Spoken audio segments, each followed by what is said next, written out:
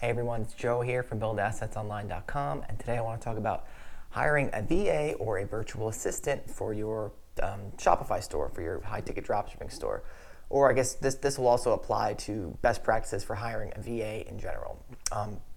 So the first thing I want to talk about is when to hire a VA. And if you've watched any of our other videos, you should know that I recommend hiring a VA as soon as possible.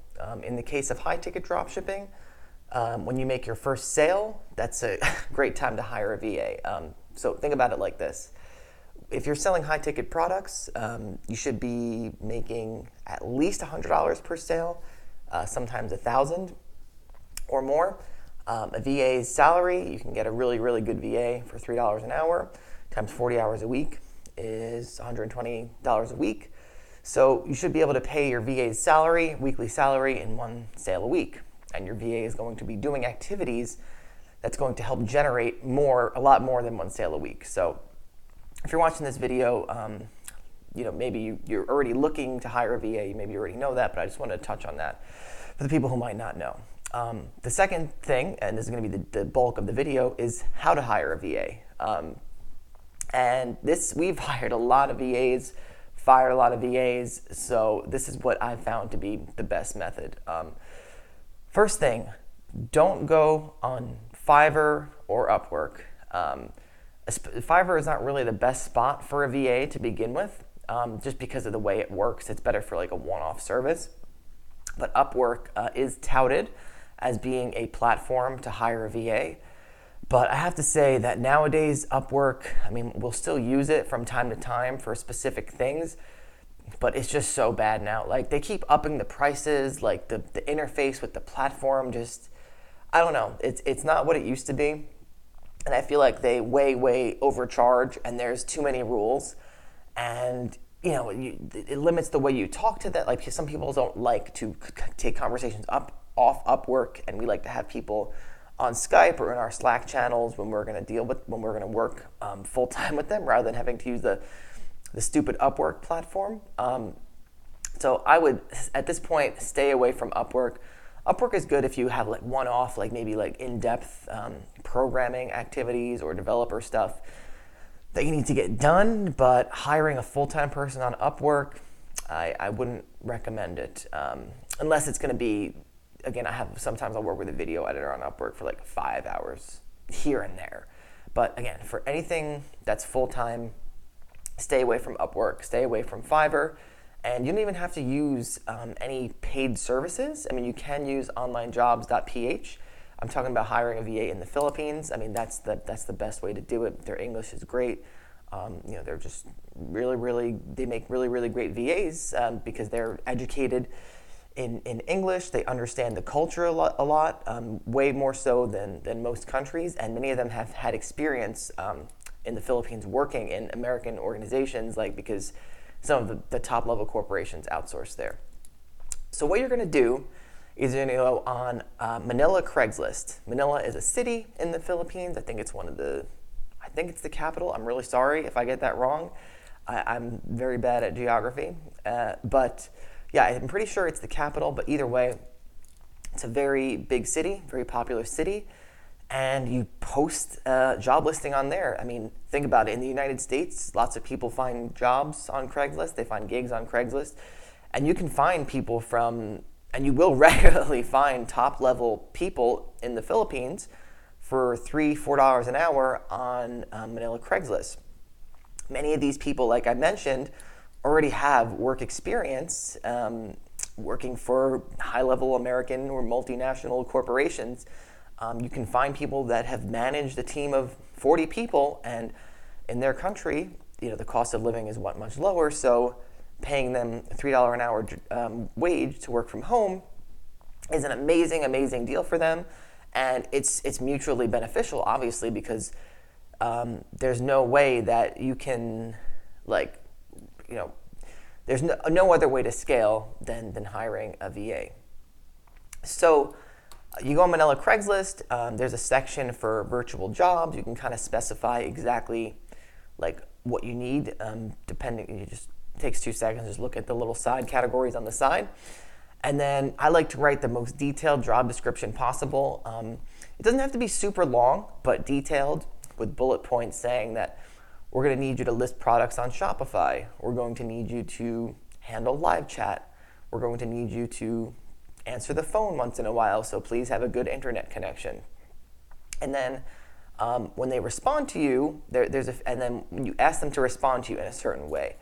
And there's a few things that you can do this. You can ask first, if you're going to have them speaking to customers or doing anything that requires a high level of English, you want to test their English, and you want to have a very fluent English-speaking VA in general, just because it makes communication like way easier. You can hire people that don't have great English, but it has to be like for like something like a data entry. We don't hire anyone unless they have like fluent English. So what you can do is you can ask them to send you a voice recording when they apply.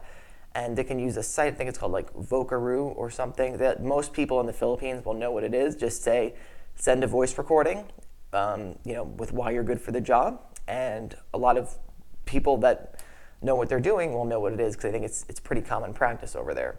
Oh, sorry, there's like a little fruit fly in the house. But yeah, so you do that, and you're gonna start getting, you'll probably do it like whenever you're working, and then the next day, when it's daytime in the Philippines and when it's morning, you'll start seeing the applications roll in.